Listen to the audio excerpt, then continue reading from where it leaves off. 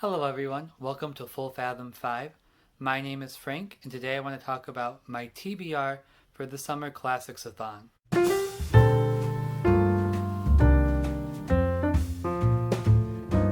I've really been looking forward to making this video because it's my first readathon that I'm participating in as a booktuber, and also my first TBR. I know that when I post this, the Classicsathon will already be in full swing. And I've already been keeping up with my reading as best I can with the Classicsathon. I was really just waiting for one of the books from my TBR to arrive so that I can show it to you in this video. The Summer Classicsathon is a readathon hosted by Lucy at Lucy the Reader as a way to encourage people to read more classics.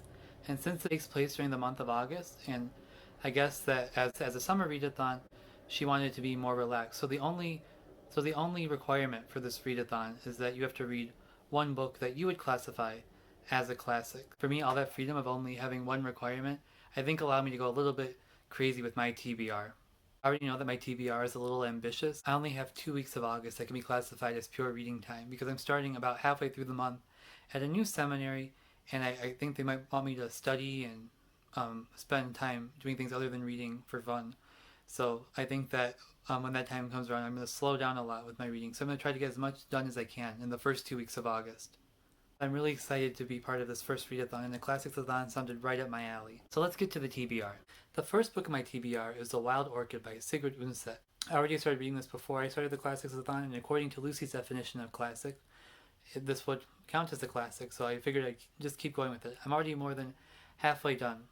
And so this book is by Sigrid Undset, who also wrote the more famous Kristin Lavransdatter, and so that's the reason why I picked it up. Unlike Kristin Lavransdatter, its main character is a young man named Paul Selmer, and also unlike Kristin Lavransdatter, it takes place in modern Norway rather than medieval Norway. And so that's part of the reason why I picked this up, because even though I loved Kristin Lavransdatter and I loved Sigrid Undset's writing, I kind of wanted to see what her writing would be like with a completely different setting and a completely different main character. This book takes place at the beginning of the 20th century, beginning with Paul's life as a teenager, grappling with his parents' divorce. At first he wants to place all the blame squarely on his father's shoulders, but as he grows older, he finds out more details about his parents' divorce and has a more balanced view about where the blame, if any blame, lies. His mother is a free thinker, and since he's raised by her, this is the main philosophy he grows up with, and the main philosophy that he grapples with is as he goes to university and begins to deal with life as a young adult and as an adult. Of course, as a Bildungsroman, it also includes people falling in love, so it involves Paul's first love and his relationship with her. Finally, the last strand, which is most interesting to me, is the layer of religion. So as I said before, Paul was raised by his mother, who's a free thinker, and also, I guess, raised nominally in the Norwegian state Protestant church. However, through various circumstances, he keeps coming into contact with different Catholics.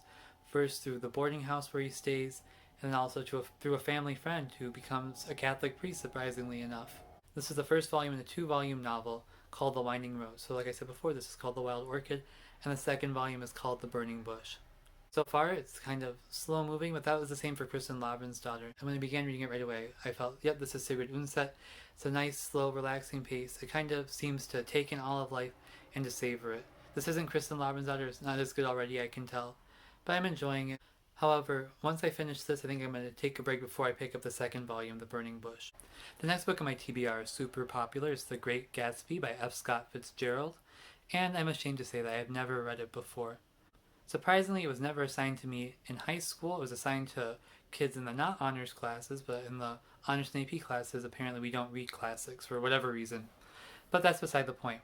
It was assigned to me in a college level class entitled The American Novel. We were assigned a crap ton of books, and there was no way we could get to all of them, and so this was one that I didn't get to. I didn't get to the majority of the novels in that class, to be honest. But I'm really excited to read this, for one, because it's super thin, so I think that it can be a nice break from a longer, or at least slower paced novel like The Wild Orchid and the other longer novels on my list. Also, I know lots of people are fans of this, even though they were assigned in high school.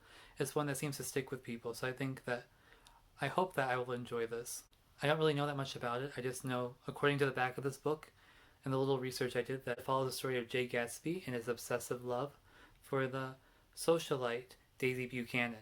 And it takes place in 1922, which is also interesting to me because that's the year that one of my grandfathers was born. Keeping up with my theme of books that I should have been assigned and read in high school, I have Frankenstein by Mary Shelley. Now this wasn't assigned reading in high school or college. Or I should say, once again, this was assigned to the lower level classes in my high school, but not to the AP Literature class. Go figure. And once again, the story is familiar enough. This follows the story of Frankenstein, the man, not the monster, and the monster he creates. And it's interesting that the subtitle of this is Modern Prometheus, harkening back to the Greek myth of Prometheus, god who stole fire from man, and kind of as a symbol of, from one point of view, man's overreaching for power, and from another view, man's ambition. And so it'll be interesting to see those two views of man, hopefully, played out in this novel. I was reminded today that Mary Shelley was a teenager when she wrote this book, and I also learned that Mary Shelley wrote many other books other than Frankenstein, but this was the only one that I had heard of, and she wrote it when she was a teenager, so good for her. One book that will definitely be a priority during the Classicsathon is Volume 3 of the Divine Comedy by Dante, The Paradiso. And I really just love this cover. It says on the back that this is St. Peter and St. James. So it looks like this is St. Peter with the keys to the kingdom, and this is St. James. And apparently Beatrice and Dante are watching them, but I can't tell which is which. They both have really long hair. Maybe this is Dante because he's wearing the pink tunic that he's usually pictured with. But I think this cover is so funny because it looks like Peter is giving St. James a high five, if you can see. But as I mentioned in another video, I've read both the Inferno and the Purgatorio twice and still have not gotten to the Paradise. I've started it a few times, but I've never actually begun reading it. So I'm really excited to do that, and that's why this will be a priority. This has also been called the most challenging of the 3 volumes of the Divine Comedy, and I think it's because it deals with subject matter that's so remote from the modern reader, namely medieval astronomy and cosmology and theology. So hopefully I can deal with the theology part and work my way through the medieval astronomy part. I also have my trusty Norton Shakespeare because I'm going to be reading The Tempest. I'm not going to hold this up the whole time because it's really heavy. I'm also going to be reading The Tempest, which is the last play that Shakespeare wrote alone. It kind of falls into the category of books that I've been assigned that I haven't finished. Also, The Paradise falls into that kind of. One of my classes I was supposed to read it. Another one of my classes on the Divine Comedy, we weren't assigned it because we didn't have enough time, so we just read the Inferno and the Purgatorio. But that's beside the point. Anyway, The Tempest is Shakespeare's kind of farewell play, the last play that he wrote, not as a collaborator, without any collaboration, at least that we know of. And it follows the story of Prospero, who's kind of a magician. There's also a name for him. He's something along the lines of an alchemist who uses magic. He has his 2 servants, Ariel, who's an air spirit, and also Caliban, who's some kind of, he's not a spirit, but he's more deformed, and he's kind of the epitome of evil. And Prospero has been exiled from his home in Milan, and he's been on this island with his daughter Miranda. At the beginning of this play, The Tempest, there is an actual tempest which Prospero causes, which causes the people who wronged him to be shipwrecked on the island with him, and the rest of the play follows from there. As I said before, a lot of people see this as Shakespeare's farewell play. There's a lot of analogy between Prospero and his magic, and Shakespeare as the cause of the magic on stage. Also, this is where I get the name of my channel, Full Fathom 5, from Ariel's song at the very beginning of the play. The next 2 books are more children's classics. I kind of thought it would be nice that if I needed a break from the larger classics, or while I'm in the middle of reading them, I could have these to fall back on that are still classics but a little bit easier to read. The first one is Just So Stories by Rudyard Kipling. I thought I had a copy of the Jungle Book. We probably do somewhere in my basement, but I couldn't find it. Instead, I found these Just So Stories by Rudyard Kipling. My dad read me the Jungle Book by Rudyard Kipling when I was a kid, and I must not have enjoyed it because I have a vague memory of him buying this book and presenting it to me as the next book he's going to read to me at night, and me refusing to read it. As you can tell, this book doesn't seem to have been touched, even though it seems to come from the early 2000s, when I would have been at the reading aloud age. Just like the Jungle Book, this has many beast fables, fairy tales involving animals to teach fun moral lessons, and I think they're just supposed to be fun stories to read. On the back it says that these come from stories that Kipling's nurses in India would tell to him when he was a kid. And the name Just So Stories comes from these particular iterations of the stories that he would tell to his daughter Josephine, who wanted them to be just so. She wouldn't listen to the stories if they weren't in the exact words that she knew, if they weren't just so. And that kind of seems to fit with my character as a little kid who didn't want to read the book at all. Apparently stubborn children make the world go round. That's the lesson I'm getting from this. I think Rudyard Kipling is interesting as being an Englishman who grew up in India. Also thought it would be interesting to get another Victorian read-in. When I was looking this up, I saw that this was published in 1902, so this particular Kipling book was not written during the Victorian era, so maybe it's good that I'm not reading this during Victober. The other children's classic actually is Victorian, and that's Through the Looking Glass by Lewis Carroll. I've already read Alice's Adventures in Wonderland, and so I wanted to get to the second one, Through the Looking Glass. I don't really remember Alice's Adventures in Wonderland very well anymore, because I read it a few years ago. I recently watched the Disney Alice in Wonderland, which combines elements from both books, as you might know. And there were many parts of it that were charming that made me want to read the book, but also it just seemed kind of incomplete. It was only 75 minutes, which is short even for an animated movie.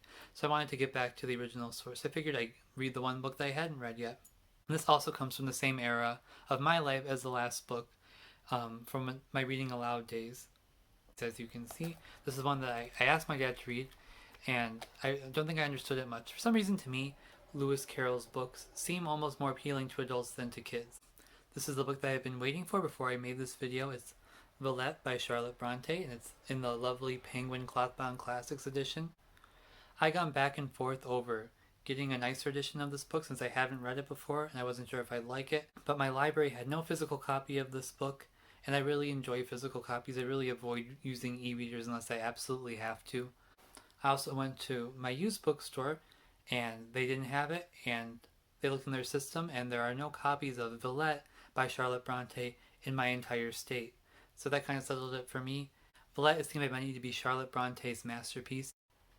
It follows the adventures of Lucy Snow as she travels to the fictional French-speaking town of Villette to be a teacher, I believe. It's heavily based on the experiences of Charlotte Brontë and probably her sister Emily when they traveled to Belgium to be educated, and then for Charlotte to remain as a teacher. There's a lot of French in this book, so I wanted to make sure that I got a copy that has lots of notes that translate the French into English because I don't speak any French at all. This is also really interesting to me because it has a fictionalized account, from what I understand, of one really emotional experience that Charlotte Brontë had when she was in Belgium, and that's when she, as the daughter of an Anglican, rabidly anti-Catholic Irish clergyman, decided to go to confession to a Catholic priest. It seems that she'd fallen in love with her instructor, Monsieur Léger, who's a married man and also a Catholic, being in Belgium, and she felt so guilty and so isolated. So she found herself walking into the local Catholic church and walking into the confessional to talk to this priest. Interestingly, one biography of Charlotte Brontë that I started to read by Claire Bloom, I think it's called Charlotte Brontë, A Fiery Heart. She begins the book with a kind of prologue about that episode from Charlotte's life and kind of asserts that Charlotte's rebellion against her father and going to confession to this priest was the catalyst for her writing experience, because her first book, which was unpublished, The Professor, was heavily based on those experiences, and the book The Professor itself was reworked into Villette, which, as I said before, is considered to be her masterpiece. And so it really surprises me that there are no copies of this in used bookstores in my state and no physical copies in my local library. Finally, this might be a bit unusual, but I figured I'd include it anyway. I'm going to be reading the Bible as part of this Classicsathon. And what could be more classic than the Bible? I'm not going to read the whole thing, obviously, but I have this schedule that I've been using for about 2 years. It's very detailed. It's a way to help you read the Bible in 1 year. As you can see, I tend to start around this time of year, started in 2017, and I've gotten through all the really difficult bits. I've gotten through Leviticus and all of Numbers, most of Deuteronomy, so I really have no excuse for stopping other than running out of time. I guess I do really well during the summer, and then when school starts up again, I lose my momentum. Obviously, I'm doing this for spiritual reasons, but the Bible's also a wonderful piece of literature, and it's really useful in reading literature, especially classic novels, because there's so many references to the Bible. Just think of Jane Eyre, when at the very beginning, young Jane rattles off all her favorite books of the Bible. Just thinking when I was in my high school English classes, one of my classmates was an atheist, and he was kind of complaining that he didn't understand all these Bible stories and Bible references because he was raised as an atheist and didn't have that in his back pocket. So I think it could be useful, even if you're not a Catholic or a Christian, to look into reading some of the more popular Bible stories to kind of have that context, just to help you understand what they're talking about. So that's my TBR for the Summer Classicsathon. I'm really excited to get started. If you have any suggestions for classics you think I should read, probably after this Classicsathon, or if you're taking part in this Classicsathon, let me know what you're reading down in the comments below. I hope you're able to take a break from YouTube and read a book today. Bye!